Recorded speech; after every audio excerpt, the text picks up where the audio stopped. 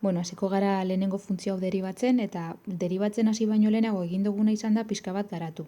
Barruan dagoenaren biderkatzaile komuna atera dugu. Orduan ikusten duzu hemen bi zatikietan agertzen zaigula bat zati hiru eta bat zati hiru. Orduan atera dugu biderkatzaile komuna. Eta orain, berrekizunean biderketa bat daukagunez, berretzailea pasatu dezakegu biderketa honen bi biderkagaietara. Ona eta ona. Orduan, geratuko litzaiguke, begira. Bat, zati hiru, berlau, bider, bat, zati ekiz, gehi ekiz, berlau. Bai? Bueno, orduan, orain egingo duguna izango da urrengoa. Bueno, parte hau ez dugu ikutuko. Ez dugu ikutu behar, hau azken finean biderkatzen dagoen parametro bat da.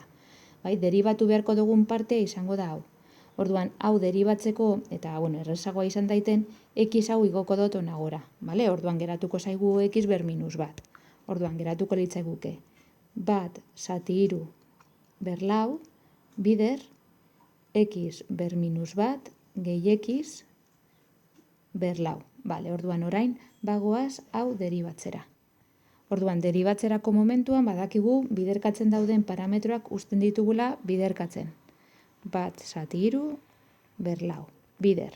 Eta orain deribatu behar dugu bigarren parte hau. Bueno, bigarren parte hau deribatuko dugu berreketa bat izango balitz bezala, berreketaren teknika aplikatuko dugu, hau da berretzailea pasatuko dugu aurrera biderkatzen, eta gero berretzaileari bat kenduko diogu.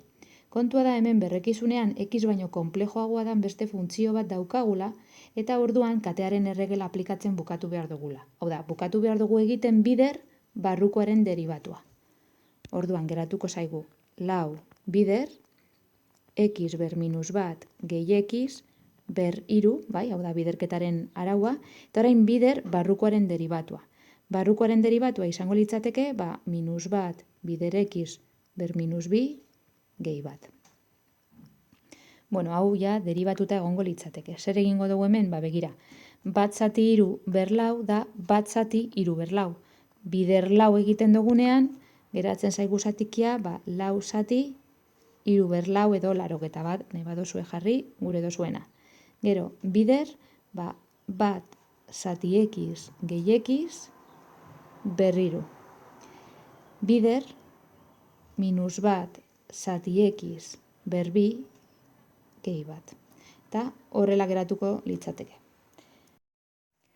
Bagoaz orain, bigarren funtzio hau deribatzera, ikusten duzuen bezala pixka bat garatu dugu. Hemen, gertatzen dena da, berreketa honen berrekizunean zatiki bat daukagula, orduan berretzailea pasatu daiteke xera eta bira. Orduan geratuko litzaiguke x berriru zati, bi berriru. Bider, eber, bi x gehi bat.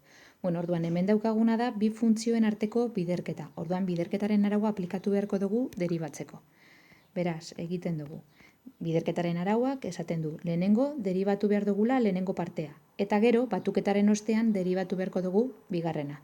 Orduan, lehenengo partearen deribatua izango litzateke bat zati bi berriru bider, hiru bider x berbi, bider bigarren partea deribatu barik, hau da eber bi x gehi bat, gehi orain deribatu behar dugu bigarrena. Orduan, lehenengoa kopiatzen dugu dagoen bezala. Bider, eber bi x gehi baten deribatua da eber bi x gehi bat, bider berretzailearen deribatua izango litzatekela bi. Orduan, orain begira, egin behar duguna da alde batetik bigarren parte honetan simplifikatu dezakegu bi bat hemengo batekin. Bai, hori egingo dugu, simplifikatuko dugu eta oneri bat kenduko diogu. Eta gero, beste alde batetik hemen, hau zatiki berdinaren barruan sartu dezakegu. Bai? Eta gero, baita ere, biderkatzaile komunak daude, bai? Begira, hemen daukagu biderkatzaile komuna. Hemen dago. X berbi ere biderkatzaile komuna da, hemen daukagu x berriru, geratuko zaigu x bat hor. Eta gero hemen izango dugu bi berbi, eta hemen bi berriru, bi bat geratuko zaigu hor ere bai, bale? Orduan, aterako ditugu lehenengo biderkatzaile komunak, esan dugu. Bi berbi, izendatzailean eta zenbakitzailean x berbi bider eber bi x gehi bat. Bider, parentesi handi bat irekitzen dugu, eta orduan, zer geratzen zaigu lehenengo parte honetan? Geratzen zaigu hiru hori hor, eta behan izendatzailean bi bat. Orduan, hiru zati bi. Gehi, Eta orain, bigarren parte honetan geratzen zaigu x bat hemen, bai? Eta hori da dana, x bat. Orduan, x. Eta horrela geratuko litzaiguke emaitza.